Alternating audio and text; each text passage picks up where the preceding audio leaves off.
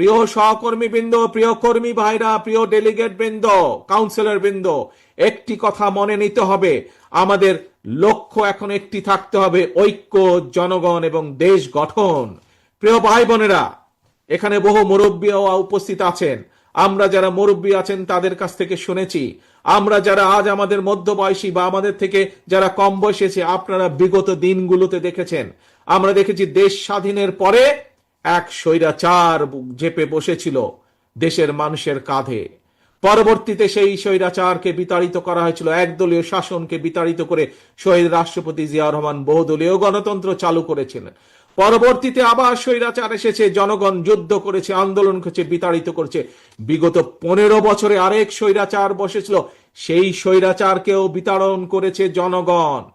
প্রিয় ভাই বোনেরা, আজ জাতীয়তাবাদী শক্তির সকল নেতা, সকল কর্মী যদি আমরা ঐক্যবদ্ধ না হই, মন দিয়ে শুনবেন কথাটি, এই কথাটি শুধুমাত্র আমি কুমিল্লা জেলা, দক্ষিণ জেলার জন্য বলছি না, শুধু কুমিল্লা অঞ্চলের মানুষ না, এই কথাটি আমার সারা বাংলাদেশে ছড়িয়ে ছিটিয়ে থাকা বিএনপির প্রত্যেকটি নেতাকর্মীর উদ্দেশ্য করে আমি বলতে চাই, আমরা যদি সকলে আজকে ঐক্যবদ্ধ না হই, আমরা যদি গণতান্ত্রিক শক্তিগুলো সব ঐক্যবদ্ধ না হই, আমরা যদি দেশের জনগণকে আজকে ঐক্যবদ্ধ করতে না পারি, তাহলে দেশ স্বাধীনের পরে যেভাবে স্বৈরাচার চেপে বসেছিল, তাহলে 2008 সালে তথাকথিত নির্বাচন দিয়ে, 1/11 পরে তথাকথিত নির্বাচন দিয়ে যেভাবে স্বৈরাচার ফ্যাসিস্ট দেশের কাঁধে চেপে বসেছিল, যদি আমরা জনগণকে বুঝাতে সক্ষম না হই, যদি আমরা ঐক্যবদ্ধ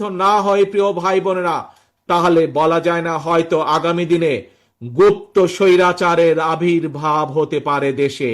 কাজে এই গুপ্ত স্বৈরাচার থেকে দেশকে রক্ষা করতে হবে, দেশের মানুষকে রক্ষা করতে হবে আমাদের।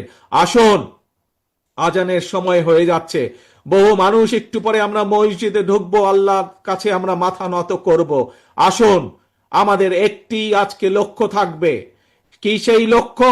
সেই লক্ষ্য হচ্ছে আমরা বিএনপির প্রতিটি নেতাকর্মী এই সম্মেলন অনুষ্ঠানে উপস্থিত সহ সমগ্র বাংলাদেশের বিএনপির প্রতিটি নেতাকর্মী আজ থেকে আমরা সকল ভেদাভেদ ভুলে আমরা আজকে ঐক্যবদ্ধ হতে হবে। আমাদেরকে জনগণের পাশে দাঁড়াতে হবে, আমাদেরকে দেশ গঠন করতে হবে, এর কোনো বিকল্প নাই। দেশকে যদি গঠন করতে হয় আমাদেরকে ঐক্যবদ্ধ হতে হবে, ঐক্যবদ্ধ হবার আমাদের আর কোনো বিকল্প নাই। প্রিয় ভাই বোনেরা, আজ এটিই হোক আমাদের প্রতিজ্ঞা, এটিই হোক আমাদের শপথ। আমাদেরকে জনগণের কাছে যেতে হবে। আমি বারবার আপনাদেরকে বলেছি, জনগণই হচ্ছে বিএনপির সকল রাজনৈতিক ক্ষমতার উৎস।